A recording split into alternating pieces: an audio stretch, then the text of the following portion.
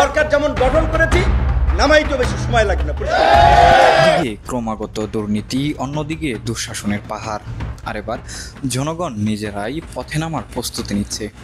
এনসিপিকে চিরতরে নিষিদ্ধ করার জন্য রাস্তায় নামার হুঁশিয়ারি দিচ্ছে বাংলাদেশের জনগণ।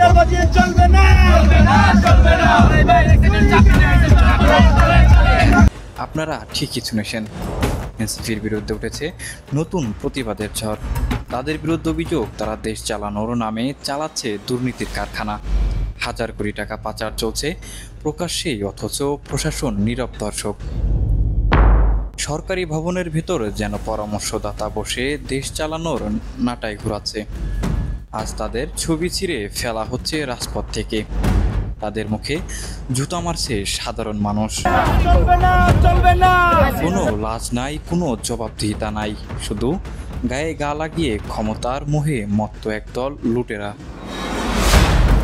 যারা আজ গণবিরোধীর প্রতীকে পরিণত। আজ দেশের প্রান্তে প্রান্তে শোনা যাচ্ছে একটাই আওয়াজ, এনসিপি নিষিদ্ধ করা, দুর্নীতিবাজদের শাস্তি দাও, এনসিপিকে দেশ থেকে হটাও। বিশেষজ্ঞরা বলছে, এই আন্দোলন যদি দানা বাঁধে তাহলে সেটা হতে পারে সরকার পতনের টার্নিং পয়েন্ট। এই আন্দোলনের ডাকে কি এবার রাস্তায় নামবে তরুণ প্রজন্ম? সেটা এখন দেখার বিষয়। এখন সকলের মনে প্রশ্ন একটাই, দেশ কার, জনগণের নাকি দুর্নীতিবাজ উপদেষ্টাদের? আমরা আছি সরাসরি নজরদারিতে, দেখব কে জেতে, কে হারে, আর কে পালায়। এদেশের গণতন্ত্রের যুদ্ধ এখন হাতের মুঠোয়। আপনি কি প্রস্তুত?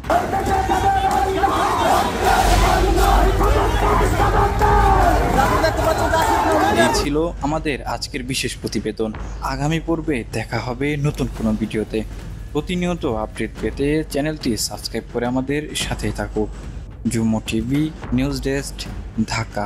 এটা এনসিপি নেতৃবৃন্দ বলার কি?